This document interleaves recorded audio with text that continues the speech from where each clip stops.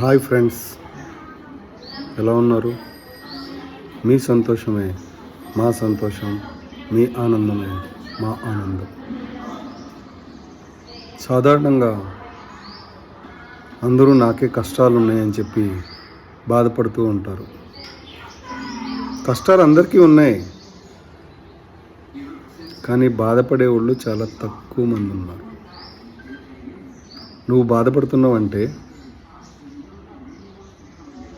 నువ్వు కష్టాలను ఎదుర్కోలేకపోతున్నావు. ఫ్రెండ్స్, కష్టాలు వచ్చినాయని బాధపడద్దు. వాటిని ఎలా ఎదుర్కోవాలి అని మంచి ఐడియాలు సంపాదించి ఆ కష్టాలను ఎదుర్కోండి. దేవుడి దగ్గరికి వెళ్ళి రోజు దండం పెట్టుకుంటారు కదా, నాకు కష్టాలు వద్దు అని దండం పెట్టుకోవద్దు. కష్టాలని ఎదుర్కొనే ధైర్యాన్ని ఇవ్వు అని కోరుకోండి దేవుణ్ణి. ఎందుకంటే ఈ భూమిపైన నివసించే ప్రతి మనిషి కూడా కష్టాలను ఎదుర్కొంటున్నాడు. ఆ విషయం మీరు అర్థం చేసుకోండి. కాకపోతే తేడా ఎక్కడొస్తుందంటే ఆ కష్టాలని ఎదుర్కోవడానికి చిన్న చిన్న ఐడియాలు అవసరం అవుతాయి. అవి మీరు వాడట్లేదు. కష్టం వచ్చింది కదా అని ఏడుస్తూ కూర్చుంటే గంట ఏడ్చినా పోదు, 2 గంటలు ఏడ్చినా పోదు, రోజంతా ఏడ్చినా పోదు, ఒక వారం ఏడ్చినా పోదు.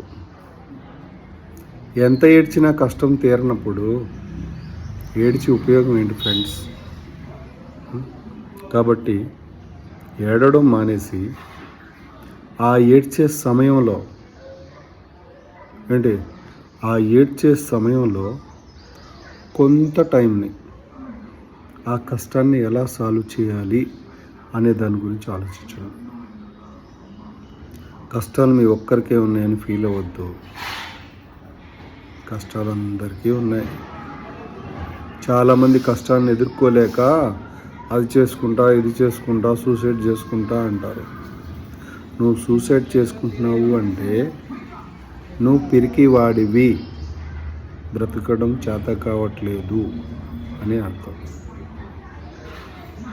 నువ్వు చాలా తక్కువ టైం, నువ్వు ఏడ్చే టైంలో చాలా తక్కువ టైం ఆ కష్టాన్ని ఎలా ఎదుర్కోవాలి అని ఆలోచించు.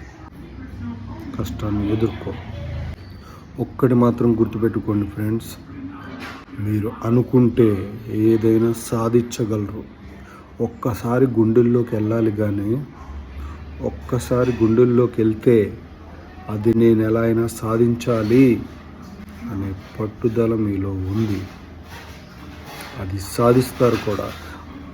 కొంత టైం స్పెండ్ చేసి అది సాధించడం కోసం మీరు కష్టపడండి.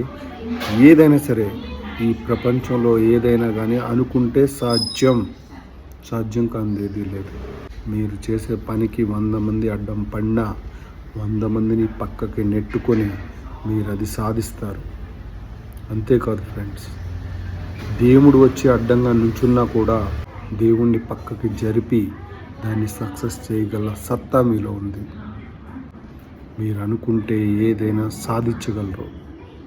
ఒక్కసారి మనసులో అనుకొని చూడండి ఫ్రెండ్స్, ఏదైనా సాధిస్తారు.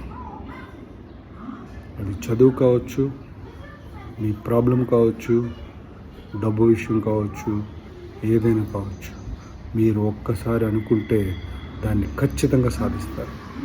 మీ సక్సెస్లో మొదటి భాగం మీ స్మైల్. మీరు ఎప్పుడూ నవ్వుతూ ఉంటే సక్సెస్ 50% మీ పాకెట్లో ఉంటుంది. ఈ విషయం మీరు గుర్తుపెట్టుకోండి ఫ్రెండ్స్. ఏ పని చేసినా నవ్వుతూ చేయండి, సంతోషంగా చేయండి. సక్సెస్ వచ్చిందని ఆనందపడొద్దు, కష్టం వచ్చిందని బాధపడొద్దు. ఎప్పుడు ఒకేలాగా ఉండండి. Note this point. సూర్యప్రకాష్ ఎప్పుడు మీకోసం. Thank you.